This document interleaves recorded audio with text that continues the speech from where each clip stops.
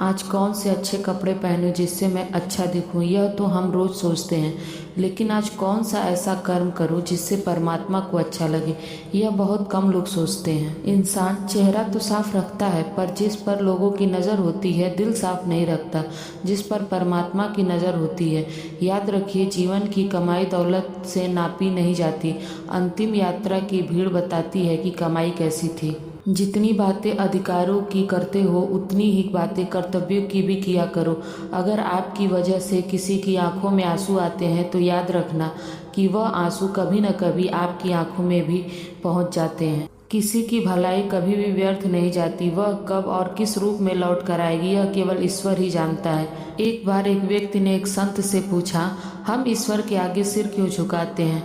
संत ने मुस्कुराकर कहा, हमारी सारी चिंताएं हमारे मस्तिष्क में रहती हैं, और जब हम ईश्वर के आगे सिर झुकाते हैं तो वह सारी चिंताएं हमारे मस्तिष्क से निकलकर ईश्वर के चरणों में पहुंच जाती है और हम उनके बोझ से मुक्त हो जाते हैं। प्रार्थना के वक्त इंसान समझता है कि ऊपर वाला कितना करीब है, और गुनाहों के वक्त समझता है कि ऊपर वाला तो देख ही नहीं रहा।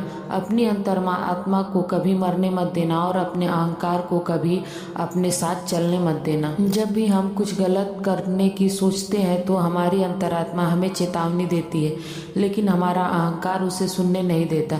इसलिए अहंकार का त्याग करें। हे मेरे ईश्वर, अगर आपका कुछ तोड़ने का मन करे तो मेरा गुरूर तोड़ देना। अगर आपका कुछ जलाने का मन करे तो मेरा क्रोध जला देना। अगर कुछ बुझाने का मन करे तो मेरी घृणा बुझा देना। अगर कुछ मारने का मन करे तो और अगर प्यार करने का मन करे तो मेरी ओर देख लेना। प्रार्थना के समय अपने दिल को काबू में रखें। खाना खाते समय अपने पेट को काबू में रखें। किसी के घर जाएं तो अपनी आंखों को काबू में रखें। महफिल में जाएं तो जुबान पर काबू रखें। पराया धन देखकर अपने लालच को काबू में रखें। दूसरों की गलतियां भूल जाइए, अतीत की कड़वी यादें छोड़ दीजिए। दूसरों को नीचा दिखाना छोड़ दीजिए। दूसरों की चुगली करना छोड़ दीजिए। दूसरों की सफलता पर दुखी होना छोड़ दीजिए। फिर देखिए जीवन कितना आनंदमय हो जाएगा। सुख और दुख दोनों एक ही जीवन का हिस्सा है। सुख हमारे अहंकार की परीक्षा और दुख हमारे सब्र की। जीवन में जब सब अच्छा ही हो तो ऐसा कभी नहीं हो सकता। अच्छा और बुरा मिलकर ही जीवन बनाते हैं। अच्छे और बुरे दोनों तरह के लोग जीवन में आते हैं, और हर व्यक्ति हमें कुछ न कुछ सिखाकर जाता है। हमेशा ईश्वर को धन्यवाद दीजिए। हे ईश्वर, जो कुछ आपने मुझे दिया है उसके लिए धन्यवाद। जो कुछ आपने मुझे नहीं दिया है उसके लिए भी धन्यवाद। और जो कुछ आपने देकर ले लिया है उसके लिए भी धन्यवाद। जो आपने दिया है आपकी कृपा है, जो नहीं दिया उसमें हमारी भलाई है, और जो ले लिया वो हमारा इम्तिहान है। मेरे जीवन में आई हर चीज़ का धन्यवाद। धन्यवाद उन लोगों का जो मुझसे नफरत करते हैं, क्योंकि उन्होंने मुझे मजबूत बनाया। धन्यवाद उन लोगों का जो मुझे प्यार करते हैं, क्योंकि उन्होंने मेरा दिल बड़ा किया।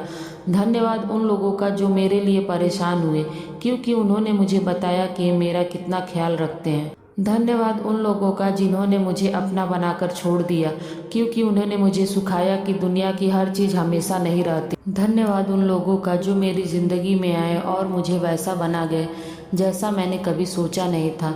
और सबसे अधिक धन्यवाद मेरे परमात्मा का, जिन्होंने मुझे हर परिस्थिति का सामना करने की हिम्मत दी। आज का व्यक्ति अपने दुख में कम, दूसरों के सुख से ज़्यादा दुखी है।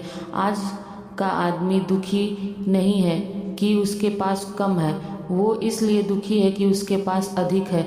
ज़रूरी नहीं कि बीमारी की वजह से बीमारी हो। कुछ लोगों को तो दूसरों की खुशियों को देखकर भी बीमारी हो जाती है। कम मिला है, जरा सोचिए तो सही, जितना आपको मिला है उतना कितनों को मिला है।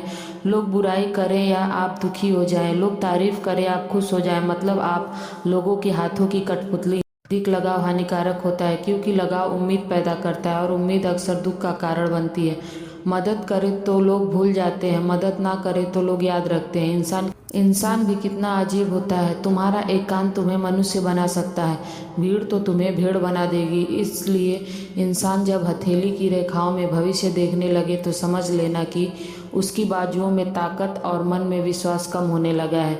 ईश्वर के हर फैसले पर खुश रहा करो, क्योंकि ईश्वर वह नहीं देता जो आपको अच्छा लगता है, बल्कि वह देता है जो आपके लिए अच्छा है। मरी हुई मछली धार के साथ बहती है, लेकिन जीवित मछली धार के विपरीत तैरती है। अगर आप जीवित हैं तो गलत बातों का विरोध करना सीखिए, धार के विपरीत चलकर देखिए, जिंदगी को आजमा कर देखिए। शांत हो जाओ, चिंता मत करो, जल्दी मत करो, जीवन की प्रक्रिया पर भरोसा रखो, जो होगा अच्छा होगा। जीवन में हर चीज़ एक प्रक्रिया से गुजरती है। पौधों पर फूल तभी आते हैं जब मौसम होता है, पेड़ पर फल तभी लगते हैं जब ऋतु आती है। धीरे धीरे रे मना, धीरे धीरे कुछ होए, माली सींचे 100 घड़ा, ऋतु आए फल होए।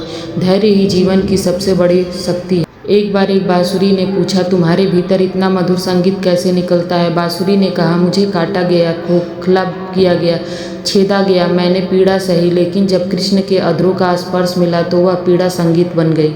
चीज़ें आसानी से कभी नहीं मिलती, नहीं कभी नहीं मिलेंगी। आज जो इंसान सूरज की तरह चमक रहा है वह सूरज की तरह जला होगा। अगर सूरज की तरह चमकना है तो सूरज की तरह जलना भी होगा। अगर आपको भी जीवन में कुछ करना है तो आपको साहसी होना होगा। एक नन्हा बीज भी जब पौधा बनता है तो सूरज की रोशनी देखने से पहले लंबे समय तक अंधकार में रहता है। वही अंधकार उसके विकास का समय होता है। अंधकार से घबराया नहीं जाता, क्योंकि यह भी निर्माण की प्रक्रिया का महत्वपूर्ण हिस्सा है। अगर आप भी वक्त की मार से गुजर रहे हैं तो घबराओ नहीं, तुम भी निखर रहे हो, तुम भी बेहतर हो रहे हो। फिर मिलेंगे दोस्तों अगली वीडियो के साथ। जब तक कि अपना ख्याल रखना और हमेशा मुस्कुराते रहना।